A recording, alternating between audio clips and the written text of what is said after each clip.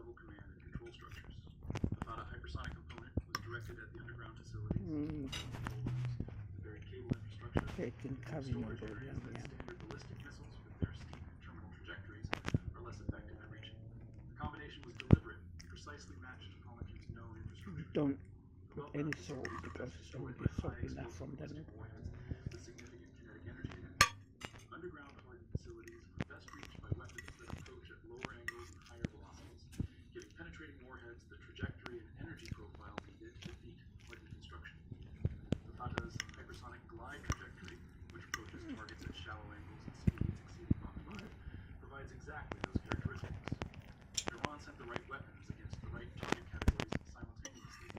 This was not a mass attack hoping something would get through. This was a precisely engineered strike package designed around specific knowledge of what was at Hamas and what was required to destroy each category of it. Israel's air defense response was immediate and intensive. Arrow 3 interceptors were committed against the Sejil-2 component. David's Sling was committed against elements of the Fatah package. American Aegis assets in the eastern Mediterranean were brought into the engagement. The defense effort was as comprehensive as Israel's depleted interceptor stockpiles and the engagement geometry allowed. It was not enough. Multiple impacts were confirmed at Palmyra. The extent of the damage is still being assessed, but the fires burning on the Israeli coast south of Tel Aviv as this video is being made are visible from satellite imagery from the Israeli coastal cities, whose residents have been watching smoke rise from a facility they were never officially told existed. Now let us talk about what Israel actually lost when Palmyra was struck, because the military and strategic consequences of this single strike extend far beyond the physical damage to buildings and infrastructure. The first and most immediate consequence is reconnaissance blindness. Israel's OFEC satellite constellation provides real-time intelligence that cannot be replicated by any other means.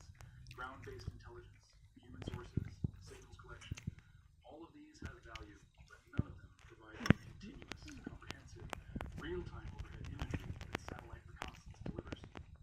When Iran is launching missiles from mobile platforms distributed across a territory the size of Western Europe, knowing where those platforms are at any given moment is not a preference. It is a military necessity. Palmyra provided the launch and control infrastructure that maintains and replenishes that reconnaissance capability. Losing that infrastructure does not immediately blind Israel. The satellites currently in orbit continue to function. But they have operational lifespans.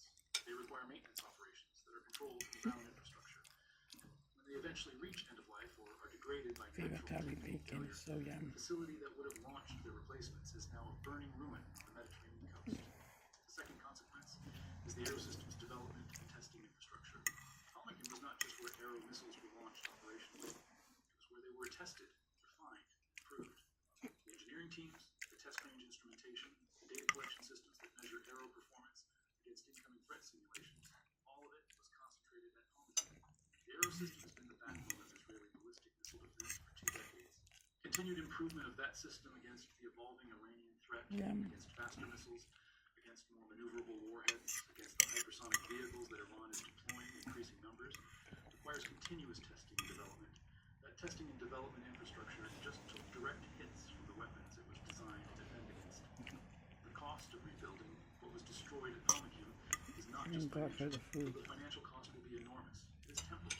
You cannot rebuild a satellite launch facility and the associated control, testing, and development infrastructure in months. You cannot reconstruct the institutional knowledge of the engineering teams that work there. Teams that spent years learning the specific characteristics of the systems they operate at the time that this conflict is being fought. Very good color. Curry. The gap in the Israeli space-based military capability created by this strike will last years. Years during which the OPEC satellites currently in orbit are aging toward the end of their operational lives without replacement launch capability standing ready. The third consequence is the classified missile programs that Palmyra hosted. Thank you for watching. I'll see you next time. Thank you so much. Thank you so much and have a good day. God bless people.